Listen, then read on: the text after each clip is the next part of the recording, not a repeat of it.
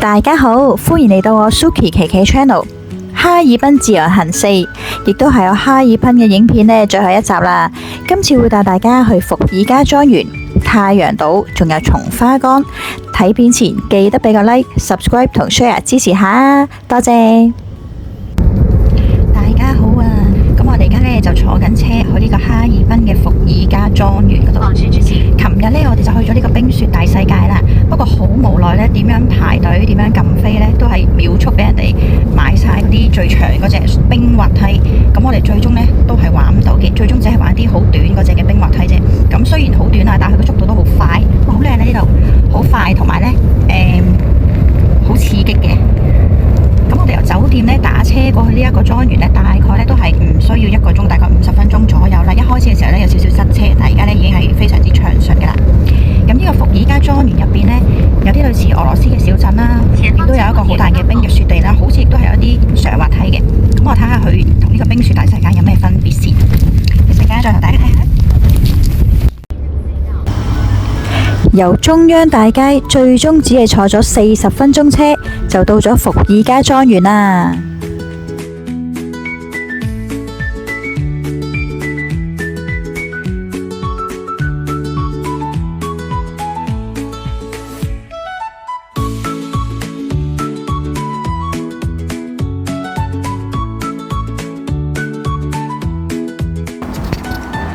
哇！入到嚟呢度真係好大啊！眼前見嘅都係一大片白色嘅雪地，感覺好舒服啊！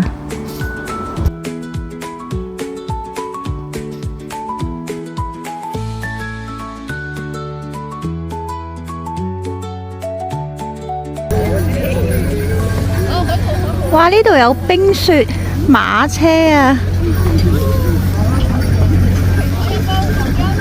隻馬係咪攰呢？搞笑啊！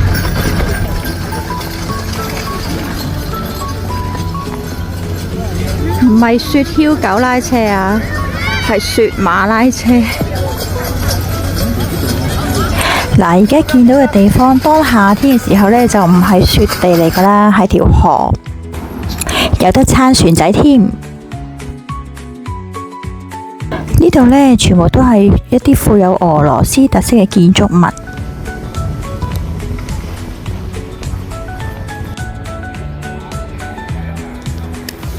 哇！呢度真係任何一個景呢都好靚啊，好值得嚟啊！而且呢，人呢比起冰雪大世界少好多。哇！呢個上滑梯會唔會太直啊？我睇下係咪可以上去玩嘅先，好似冇人玩喎。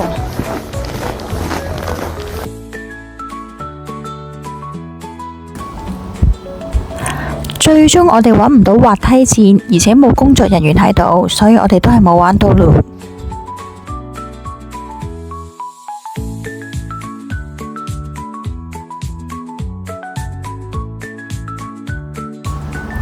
呢座城堡係伏爾加莊園嘅標誌，而且佢仲有個雪圈冰滑梯，有成4-5層樓高，係遊客必玩㗎。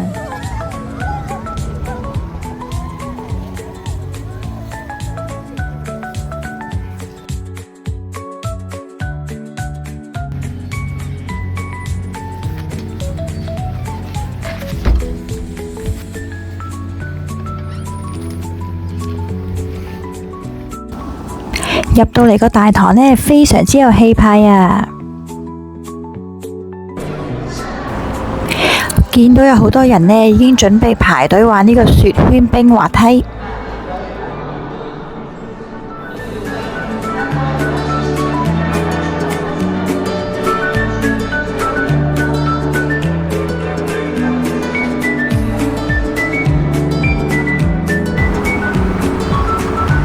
簡單兜個圈之後，我哋都要快啲去排隊啦。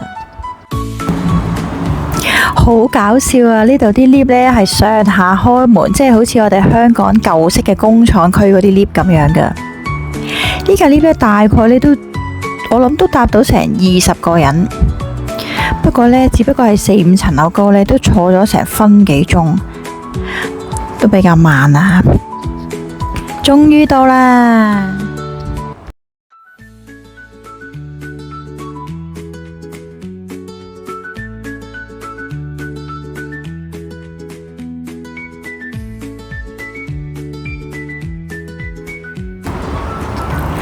大約呢就8個人一組一齊上落去，而扶手呢就係瞓喺你後邊嗰個人雙腳。我都冇留意到，咁坐喺最尾嗰個人佢扶啲咩呢吓？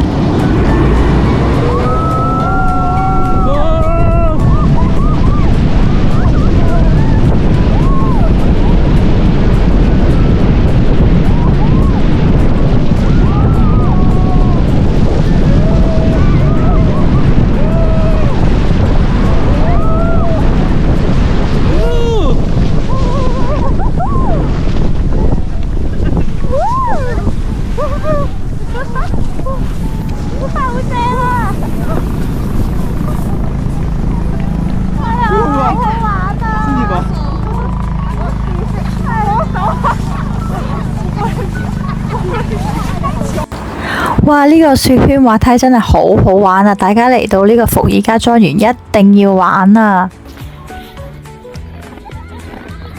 好靚啊呢度！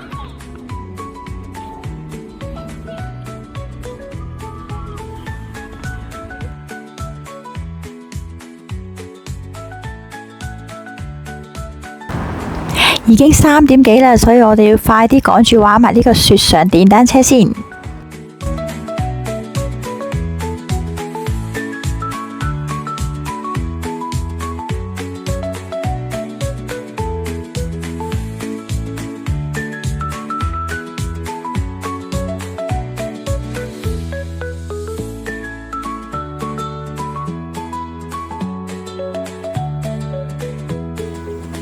嗱，呢個雪上電單車呢，未至於係超級刺激嗰種，不過望住一大片雪地，有咁靚嘅日落景，不時呢仲有馬車喺你身邊經過，嚟到伏爾加莊園，點都值得玩下啦！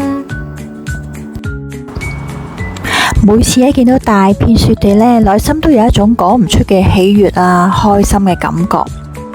呢度真係好靚啊！尤其是而家3點幾4點零鐘，差唔多日落嘅時段，睇下個天色幾靚。嗱，其實而家係4點零鐘嘅啫，但係呢，大家睇下，已經開始日落啦。呢度嘅日落都係非常之靚，啱啱走咗啦。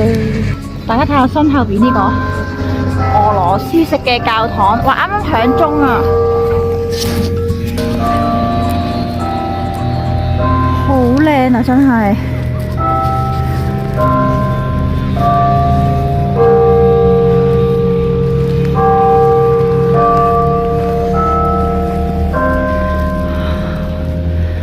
俄羅斯城堡。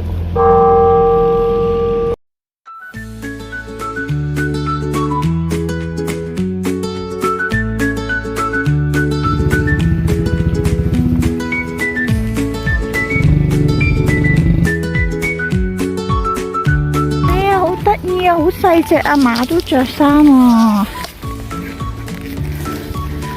哇，馬着衫，好搞笑啊！呢啲係 BB 馬，好細隻啊！咦，凍唔凍啊？你哋？咦，摸個馬頭先。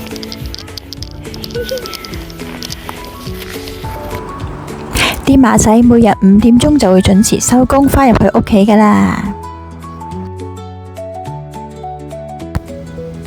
伏爾加莊園，想輕鬆玩下雪地活動，欣賞下俄羅斯式嘅建築物就一定要嚟啦！原來仲有酒店、餐廳、乾淨嘅洗手間，呢度1年4季都有唔同嘅景色噶，嚟散下步、影相打卡都係一個非常之好嘅選擇。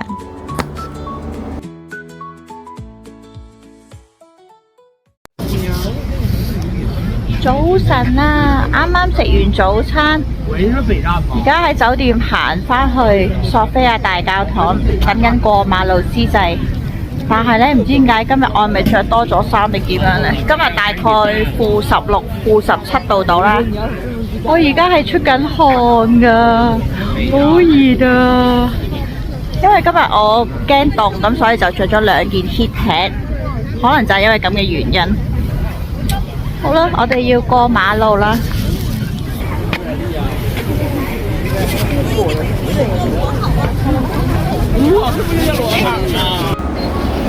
聖索菲亞大教堂喺哈爾濱嘅市中心，係遊客必到嘅打卡景點嚟㗎。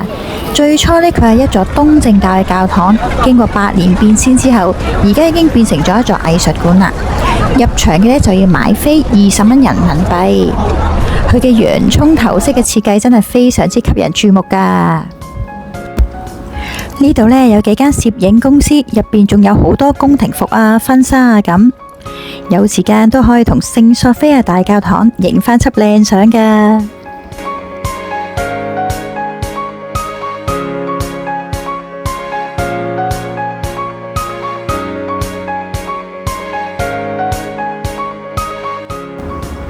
哇！呢個地鐵站真係好靚啊！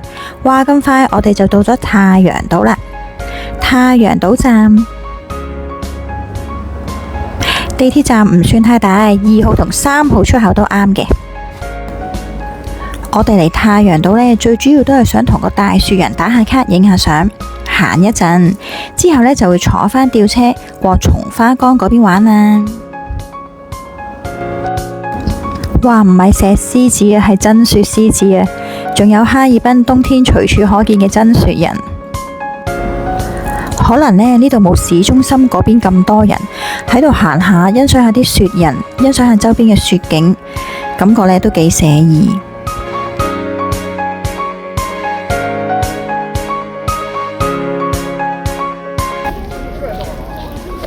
喺太陽島同完個大雪人見面之後，而家呢，好多人呢都係好似我哋咁，沿住呢條咁靚嘅路行去索道，即係吊車，感覺呢好似呢平時郊遊咁樣。不過平時我哋呢就係行山啊，而家你睇下對住一個咁靚嘅景，哇！行雪地啊！嗱，而家嘅天氣呢，雖然只有-16、17度到啦，但係睇下個太陽好大啊！真係太陽島嘅太陽係咪特別大呢？一路都好曬，所以感覺都好溫暖。我今日着咗2件 heattech，所以感覺呢非常之暖，再加埋暖包，仲有少少出汗嘅添。只係隻手同埋塊面比較少少凍。行呢度感覺好似好 peaceful 啊，好舒服，好寧靜。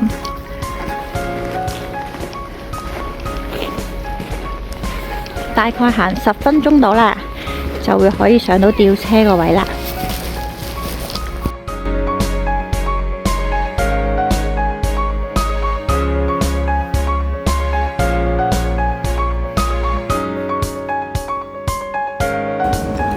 由太陽島坐吊車過松花江，大約只需要8至9分鐘到。不過松花江上面嘅雪仲未夠厚，即係話我哋今次嚟玩唔到松花江上面嘅雪上活動啦。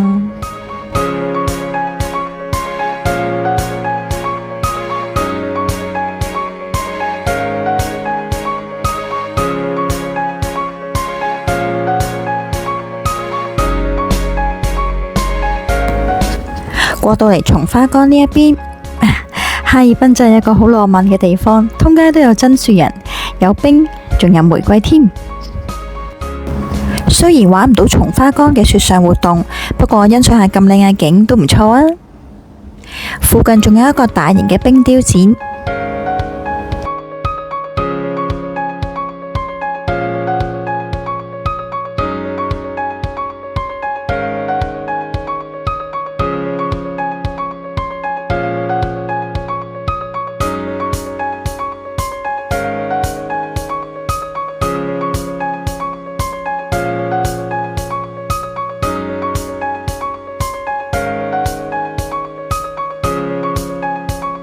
我呢問過當地擺檔嘅叔叔啊，我話哈爾濱通街都係冰場啊、雪人咁，通常會點樣處理嘅呢？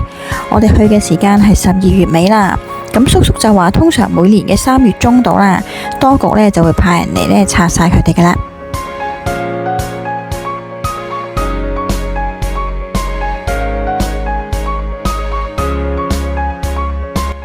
喺哈爾濱最後一日啦，梗係要食埋酒店送俾我哋最出名嘅雪條啦。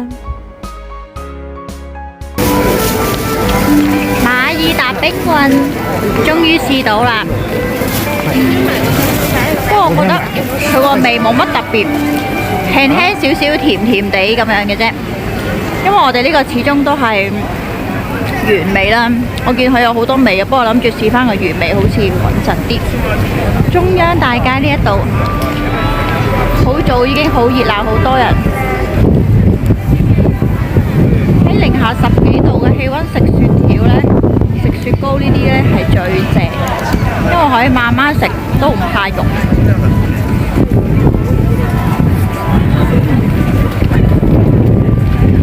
好正啊！中央大街步行街区范围為北起防洪紀念塔，南至中央大街與西16條街、經緯街交口的中央大街主街及兩側休閒廣場。哈爾濱嘅冬天大約只有-15到-30度，視乎地區或者月份而定。天氣凍，但呢度嘅人好熱情，好真誠。溫度凍，但每日都有充足嘅陽光，所以冬天嚟嘅朋友，除咗帶備暖包，記得要搽埋防曬啊！呢度周圍都聽到好多浪漫嘅音樂同埋燈光，節日氣氛非常之濃厚，令到遊客真係有種賓至如歸嘅感覺噶。對於我哋呢啲南方人嚟講，通街都可以見到冰雕同真樹人，感覺真係好有趣噶。我1連4集嘅哈爾濱自由行分享就到呢度為止，希望大家都可以俾個 like 同 share 支持下，我哋下條片再見。